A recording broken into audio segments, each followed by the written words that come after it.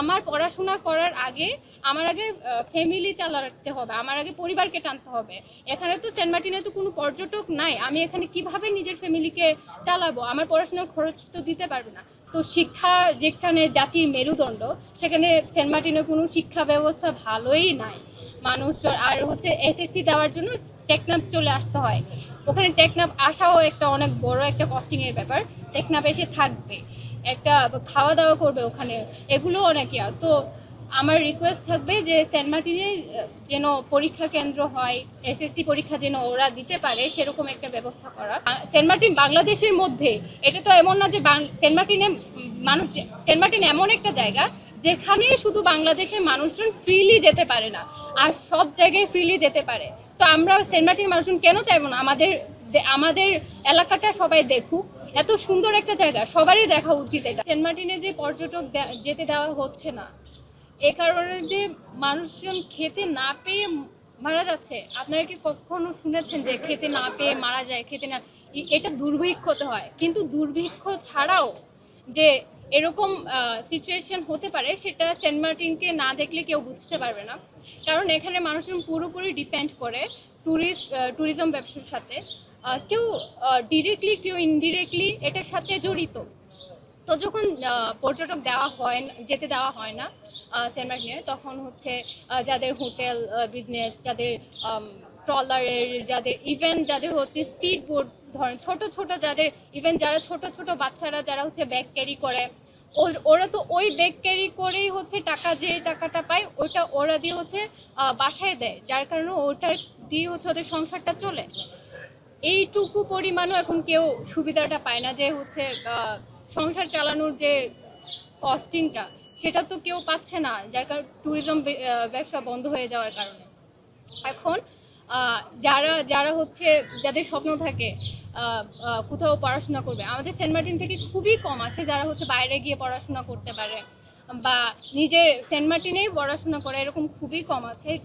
কারণ হচ্ছে ওই যে টাকা পয়সার অভাব, আর হচ্ছে যদি সিজন না থাকে সেক্ষেত্রে পড়াশোনা করে বড় কিছু হবে, এটা তো খুব চিন্তা করাই হচ্ছে বড় লুকি লাক্সারি একটা ব্যাপার স্যাপার। এই জন্য আমাদের সেন্ট মার্টিন মানুষের এবারে গিয়ে দেখলাম যে সবারই খুব খারাপ অবস্থা। সব ফ্যামিলিতেই হচ্ছে খুব হয় ভাত থাকে, খুব গরিব যারা থাকে পান্তা ভাত খায়, এরকম একটা অবস্থা। তো আমাদেরও যাদের হচ্ছে একটু অ্যাবিলিটি আছে তাদেরও যদি এরকম কষ্ট হয়ে যায়, মেডিকেলের ফি দিতে না পারা, যারা অন্য স্কুল কলেজে পড়ছে ওখানে ফি দিতে না পারা, তো ট্যুরিজম ব্যবসা বন্ধ হয়ে যাওয়ার কারণে এই প্রবলেমগুলো আমাদের অনেক ফেস করতে হচ্ছে। আর পরিবেশ দূষণ রোধ করার জন্য যে পর্যটক ব্যবসা বন্ধ করে দিয়েছে, কোথায় পরিবেশ দূষণ হয় না বাংলাদেশের প্রত্যেকটা জায়গায় পরিবেশ দূষণ হয়। ঢাকায় সবচেয়ে বেশি পরিবেশ দূষণ হয়। ঢাকায় বাস কি পরিমাণ পলিউশন, এই পলিউশন এগুলো কি সরকার দেখে না? এসব সরকার দেখে কি কিছু করতে পারে না? কিন্তু সেন্ট মার্টিন নিয়েই কিন্তু সবার এত মাথা ব্যথা, যেখানে সেন্ট মার্টিনে আর কোনো ওয়েই নাই, ইনকামের কোনো ওয়ে নাই। এখানে তো অনেক ইনকামের সোর্স আছে, যে যেটা করে, জব করে, অনেক কিছুই করে, কিন্তু সেন্ট মার্টিনের তো একটাই ইনকাম সোর্স, ওটাই যদি বন্ধ করে দেয় তাহলে সেন্ট মার্টিনের মানুষজন চলবে কিভাবে? সেন্ট মার্টিনের মানুষজন খাবে কি?